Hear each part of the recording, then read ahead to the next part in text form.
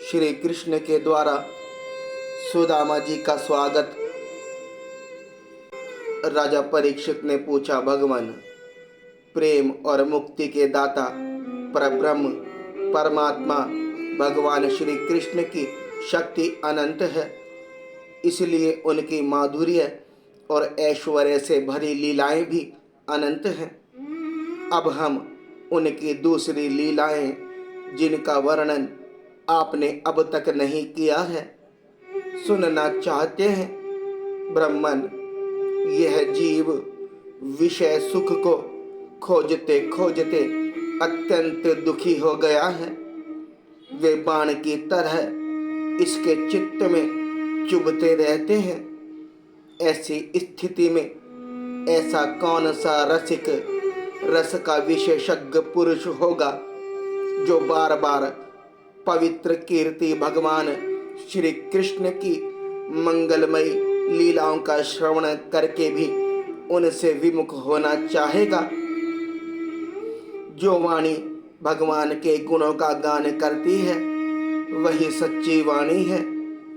वे ही हाथ सच्चे हाथ हैं जो भगवान की सेवा के लिए काम करते हैं।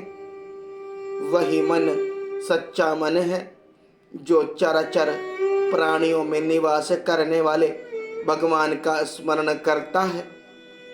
और वे ही कान वास्तव में कान कहने योग्य हैं जो भगवान की पुण्यमयी कथाओं का श्रवण करते हैं।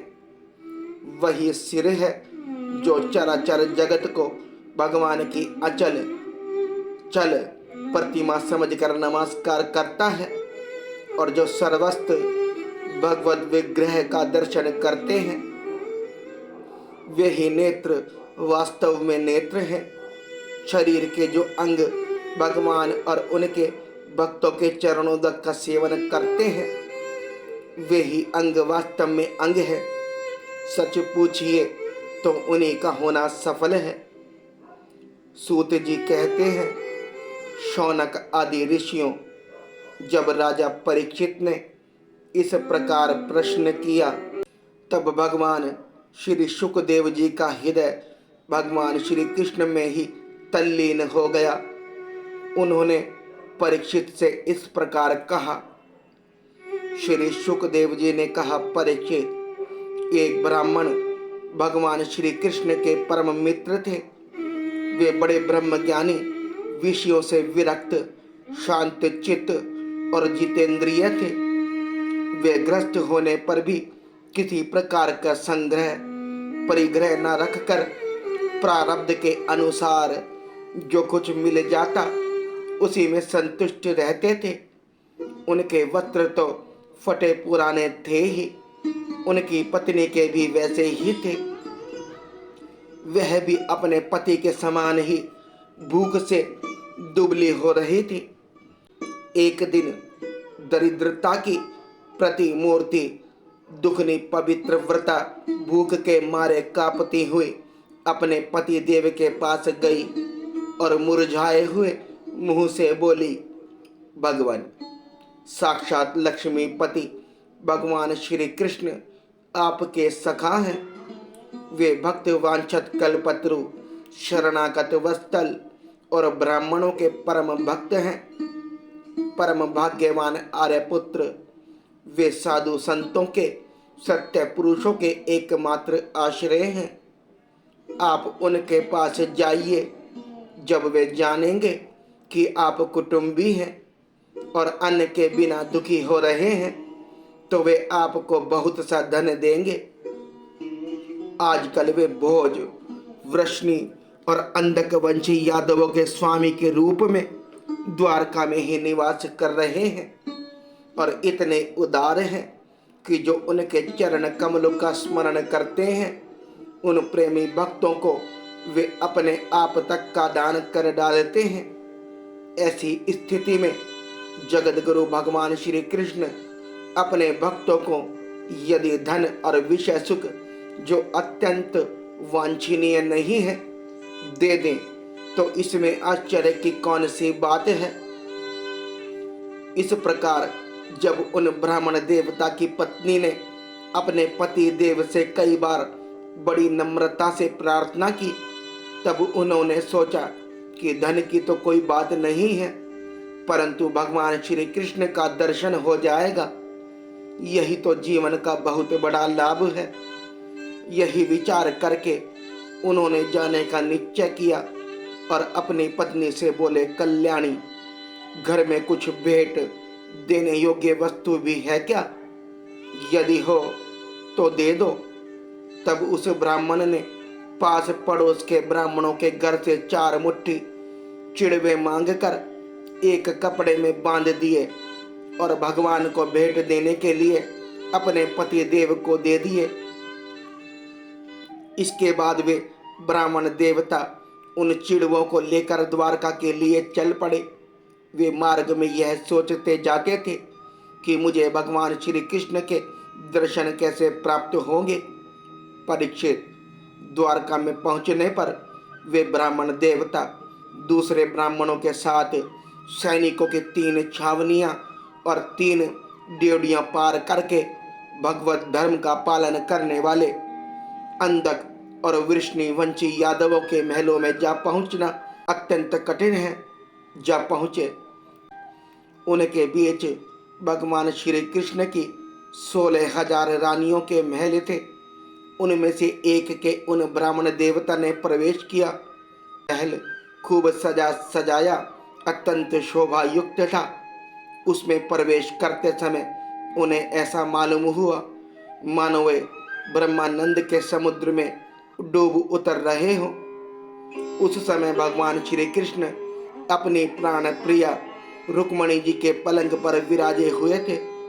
ब्राह्मण देवता को दूर से ही देखकर वे सहसा उठ खड़े हुए और उनके पास आकर बड़े आनंद से उन्हें अपने भुजापाश में बांध लिया। परीक्षित, परमानंद स्वरूप भगवान अपने प्यारे सखा ब्राह्मण देवता के अंग स्पर्श से अत्यंत आनंदित हुए। उनके कमल के समान कोमल नेत्रों से प्रेम के आंसू बरसने लगे। परीक्षित, कुछ समय के बाद भगवान श्री कृष्ण ने उन्हें ले जाकर अपने पलंग पर बैठा दिया और स्वयं पूजन की सामग्री लाकर उनकी पूजा की। प्रिय परीक्षित, भगवान श्री कृष्ण सभी को पवित्र करने वाले हैं। फिर भी उन्होंने अपने हाथों ब्राह्मण देवता के पांव पखार कर उनका चरणोदक अपने सिर पर धारण किया और उनके शरीर में चंदन, अर्गजा, केसर आदि दिव्य गंधों का लेपन किया। फिर उन्होंने बड़े आनंद से सुगंधित धूप और दीपावली से अपने मित्र की आरती उतारी। इस प्रकार पूजा करके पान एवं गाय देकर मधुर वचनों से भले पधारे ऐसा कहकर उनका स्वागत किया। ब्राह्मण देवता फटे पुराने वस्त्र पहने हुए थे। शरीर अत्यंत मलिन और दुर्बल था। देह की सारी नसें दिखाई पड़ती थी। स्वयं भगवती रुक्मणी जी चवर डुलाकर उनकी सेवा करने लगी। अंतपुर की स्त्रियां यह देखकर अत्यंत विस्मित हो गई कि पवित्र कीर्ति भगवान श्री कृष्ण अतिशय प्रेम से इस मेले कुचले अवधूत ब्राह्मण की पूजा कर रहे हैं। वे आपस में कहने लगे, इस नंग धड़ंग, निर्धन, निंदनीय और निष्कट भिखमंगे ने ऐसा कौन सा पुण्य किया है जिससे त्रिलोकी के सबसे बड़े श्रीनिवास श्री कृष्ण स्वयं इसका आदर सत्कार कर रहे हैं। देखो तो सही, इन्होंने अपने पलंग पर सेवा करती हुई स्वयं लक्ष्मी रूपिणी रुक्मणी जी को छोड़कर इस ब्राह्मण को अपने बड़े भाई बलराम जी के समान हृदय से लगाया है।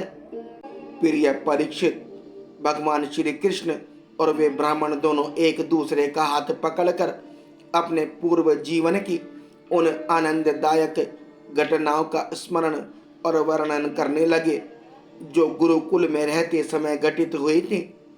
भगवान श्री कृष्ण ने कहा, धर्म के मर्मज्ञ ब्राह्मण देव, गुरु दक्षिणा देकर जब आप गुरुकुल से लौट आए तब आपने अपने अनुरूप स्त्री से विवाह किया या नहीं?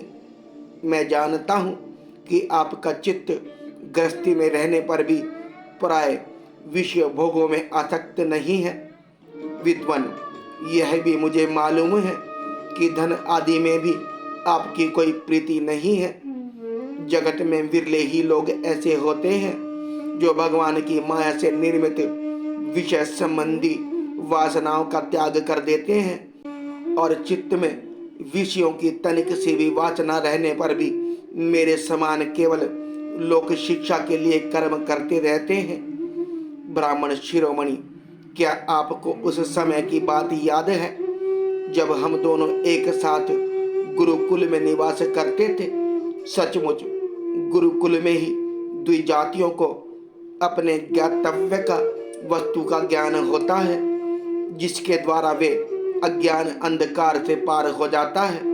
मित्र, इस संसार में शरीर का कारण जन्मदाता पिता प्रथम गुरु है। इसके बाद उपनयन संस्कार करके सत्कर्मों की शिक्षा देने वाला दूसरा गुरु है, वह मेरे ही समान पूज्य है। तदनंतर ज्ञान उपदेश करके परमात्मा को प्राप्त कराने वाला गुरु तो मेरा स्वरूप ही है। वर्ण आश्रमों के लिए 3 गुरु होते हैं। मेरे प्यारे मित्र, गुरु के स्वरूप में मैं स्वयं हूँ। इस जगत में वर्ण आश्रमियों में जो लोग अपने गुरुदेव के उपदेश अनुसार अनायास ही भवसागर पार कर लेते हैं, वे अपने स्वार्थ और परमार्थ के सच्चे जानकार हैं। प्रिय मित्र, मैं सबका आत्मा हूँ, सबके हृदय में अंतर्यामी रूप से विराजमान हूँ। मैं गृहस्थ के धर्म, पंच महायज्ञ आदि से, ब्रह्मचारी के धर्म, उपनयन, वेद अध्ययन आदि से, वानप्रस्थी के धर्म, तपस्या से और सब ओर से उपरत हो जाना, इस सन्यासी के धर्म भी उतना संतुष्ट नहीं होता जितना गुरुदेव की सेवा शुश्रूषा से संतुष्ट होता हूँ। ब्राह्मण, जिस समय हम लोग गुरुकुल में निवास कर रहे थे, उस समय की वह बात आपको याद है क्या? जब हम दोनों एक दिन हमारी गुरु पत्नी ने ईंधन लाने के लिए जंगल में भेजा था। उस समय हम लोग एक घोर जंगल में गए हुए थे और बिना ऋतु के ही बड़ा भयंकर आंधी पानी आ गया था। आकाश में बिजली कड़कने लगी थी। तब तक सूर्य अस्त हो गया। चारों ओर अंधेरा ही अंधेरा फैल गया। धरती पर इस प्रकार पानी ही पानी हो गया कि कहाँ गड्ढा है, कहाँ किनारा, इसका पता ही न चलता था। वह वर्षा क्या थी? एक छोटा मोटा प्रलय ही था। आंधी के झटकों और वर्षा की बौछारों से हम लोगों को बड़ी पीड़ा हुई। दिशा का ज्ञान न रहा। हम लोग अत्यंत आतुर हो गए और एक दूसरे का हाथ पकड़कर जंगल में इधर उधर भटकते रहे। जब हमारे गुरुदेव संदीपनी मुनि को इस बात का पता चला, तब वे सूर्य उदय होने पर अपने शिष्य हम लोगों को ढूंढते हुए जंगल में पहुँचे और उन्होंने देखा कि हम अत्यंत आतुर हो रहे हैं। वे कहने लगे, आश्चर्य है, आश्चर्य है पुत्रों, तुम लोगों ने हमारे लिए अत्यंत कष्ट उठाया। सभी प्राणियों को अपना शरीर सबसे अधिक प्रिय होता है, परंतु तुम दोनों उसकी भी परवाह न करके हमारी सेवा में ही संलग्न रहे। गुरु के ऋण से मुक्त होने के लिए सत शिष्यों का इतना ही कर्तव्य है कि वे विशुद्ध भाव से अपना सब कुछ और शरीर भी गुरुदेव की सेवा में समर्पित कर दे। द्विज शिरोमणियों, मैं तुम लोगों से अत्यंत प्रसन्न हूँ। तुम्हारे सारे मनोरथ, सारी अभिलाषाएं पूर्ण हो और तुम लोगों ने हमसे जो वेद अध्ययन किया है वह तुम्हारे सर्वदा कंठस्थ रहे तथा इस लोक एवं परलोक में कहीं भी निष्फल ना हो। प्रिय मित्र, जिस समय हम लोग गुरुकुल में निवास कर रहे थे, हमारे जीवन में ऐसी ऐसी अनेकों घटनाएं घटित हुई थी। इसमें संदेह नहीं कि गुरुदेव की कृपा से ही मनुष्य शांति का अधिकारी होता और पूर्णता को प्राप्त करता है। ब्राह्मण देवता ने कहा, देवताओं के आराध्य देव जगत गुरु श्री कृष्ण, भला अब हमें क्या करना बाकी है? क्योंकि आपके साथ जो सत्य संकल्प परमात्मा है, हमें गुरुकुल में रहने का सौभाग्य प्राप्त हुआ था। प्रभु, छंदोमय वेद, धर्म, अर्थ, काम, मोक्ष, चतुर्विद पुरुषार्थ के मूल स्तोत्र हैं और वे हैं आपके शरीर। वही आप वेद अध्ययन के लिए गुरुकुल में निवास करें। यह मनुष्य लीला का अभिनय नहीं तो और क्या है?